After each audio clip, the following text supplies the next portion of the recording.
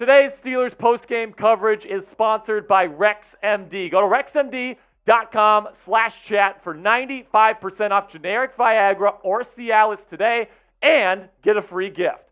Now let's break down this Week 7 victory for the Pittsburgh Steelers here. 24-17 is the final score for the Black and Gold as they improve to 4-2 on the 2023 NFL season. Coming off a bye, now Mike Tomlin in his NFL career is 13-4 in his career as a head coach coming off a bye. That's absolutely fantastic. The offense, I'm not going to lie, it was a slow start. They didn't look prepared again.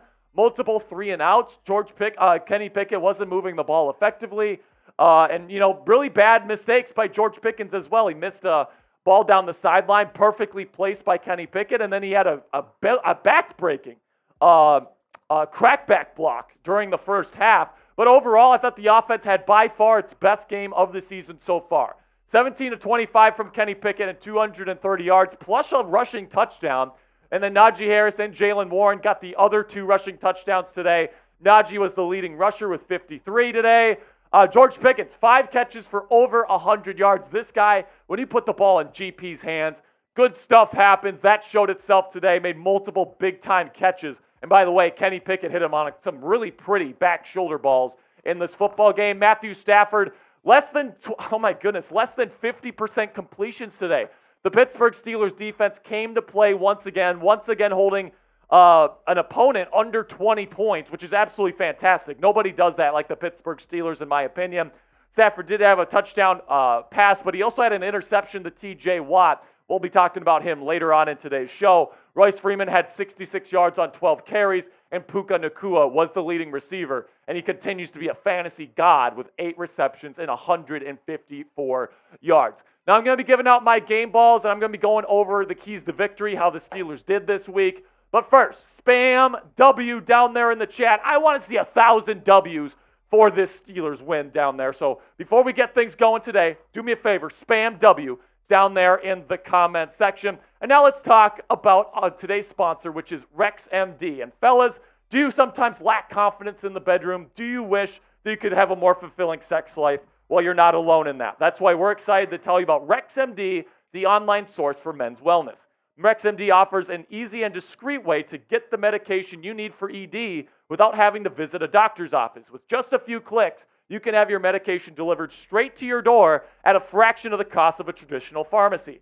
RexMD's team of licensed physicians will work with you to find the right treatment plan, and their medication is made in the United States of America, so you can trust its quality. Plus, their customer support team is available 24/7 to answer any questions or concerns you may have. So, if you're ready to take control of your sex life today and say goodbye to ED, head on over to rexmd.com/chat and start your consultation today. Take advantage of their best deal that they've ever offered and get up to 95% off RexMD plus a free gift with our exclusive link, rexmd.com/chat. Again, that's 95% off plus a free gift at rexmd.com/chat. All right, so now let's go over the keys to victory and see how the Steelers ended up doing in this one. First one, get to the quarterback and fast. They had 2 sacks today. That's the same amount as the Rams had on the Steelers. I was expecting to see a big-time performance by Alex Highsmith. I thought Highsmith played fine, but going up against a really bad left tackle in Alaric Jackson, I just wanted to see a little bit more out of the Steelers' pass rush. The defense as a whole played really, really well. Don't get me wrong, but I don't necessarily think I saw the pass rush that I wanted to see coming into this week's matchup. Then the second key to victory was win the turnover battle, and I think they absolutely did that today. I mean, obviously they did that. The Rams turned it over once. The Steelers turned it over 0 times. I mean, they had a couple bobbles today. Najee Harris bobbled a potential fumble. Calvin Austin III bobbled a punt and all that stuff. But overall, Kenny Pickett did an excellent job. I said going into this game, Kenny doesn't need to outduel Matthew Stafford, even though I think he actually played better than Stafford in this game. He just needs to not turn the ball over as much as Stafford. He accomplished that job today, and once again, the Steelers are in the win column. Then contain Aaron Donald at all costs. Aaron had no sacks. I think he only had 2 tackles, if I'm remembering that correctly. Donald they did a great job at double teaming him, keeping out of the fronts, really designing this run game and avoiding Aaron Donald. I mean, he just couldn't blow up this football game. today. And you got to give Matt Canada and this offensive coaching staff credit for that. And then also you got to give credit to the boys up front, Isaac Seumalo, Mason Cole, and James Daniels for containing this beast of a man here in Week 7. Then I said get the run game going. You did do that. Still less than 100 yards rushing. But Najee Harris and Jalen Warren, they got things going in the second half in this football game. You were able to move the ball effectively. The success rate went up quite a bit from the first half. And you got 3 rushing touchdowns today. Kenny Pickett got his way in there. Najee got his way in there for his first one this year. And then Jalen gets in there as well. So great stuff there by the run game. Hope to see it get even better as the season goes on. And then, unfortunately, you can't get Diontae Johnson back in the end zone. No passing touchdowns today. Hopefully next week, Diontae will finally break this monkey off his back here, as he hasn't scored a touchdown since Week 17 of the 2021 season. That needs to end quickly. Hopefully next week versus the Jaguars, DJ can get in the end zone. All right, so now let me know down in the comments section. Grade the Steelers' performance here in Week 7. Give me an A, a B, a C, a D, or an F. For me, I'm going to give him a B+. I don't think it was a perfect football game, especially in the first half today. But this is the best the offense has looked all season, that second half. And then the defense took care of business today. They really, really did against not a bad offense in Sean McVay's Los Angeles Rams. These guys can move the football. The Steelers shut them down today. I'm going to give them a B+. Very solid victory for the Pittsburgh Steelers. Now let's give out these game balls here, starting with QB1, Kenny Pickett, who I think in the second half looked as good as he has all season.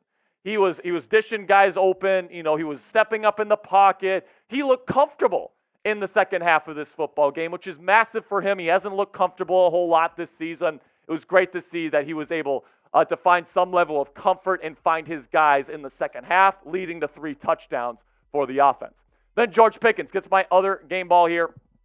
Wide receiver. I think that he's a superstar in this league, man. I mean, the ability to get back shoulder balls, his chemistry with Kenny Pickett, his ability to run after the catch, his physicality after the catch. He's so hard to bring down, too.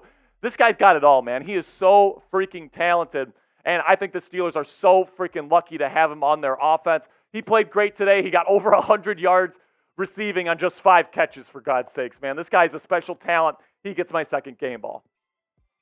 Now, if you want the Steelers, now subs for dubs. When the Steelers win, we need you to subscribe to the channel. Don't jinx it right now. If you don't subscribe to this channel, it's been proven by science that Jacksonville is more likely to come away with a victory next week. So if you want the Steelers to get another win next week, don't jinx it. Click that subscribe button right now.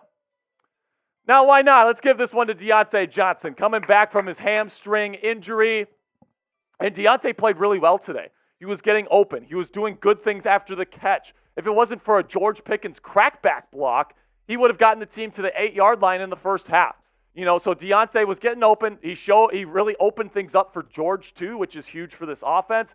And I really do think that with Diontae Johnson back in this lineup, this offense can get back to at least playing not bottom third offense in the league. You still have Matt Canada. Canada still had some kind of bad moments in this game, in my opinion. But Diontae Johnson, with him in the lineup, with his route running acumen, he gives Kenny Pickett someone to consistently target because he's always open. So it's really good to have Diontae back, and the offense hasn't looked this good all season because of it. I'm also going to give a game ball to Joey Porter Jr. He wasn't necessarily a starter today, but he played more than usual. And although he had like a missed tackle or two today, whatever, he showed really good stuff in press coverage again against Puka Nacua, who was their number 1 receiver so far this season and in this game. Joey Porter Jr. kind of shut him down twice. So I really like what Joey Porter Jr. is doing right now. I don't care what Teryl Austin says. This guy's ready to start in this league, and it's time to give him a game ball here, his first one of his NFL career. Now, the final game ball here goes to TJ Watt, my MVP for the day.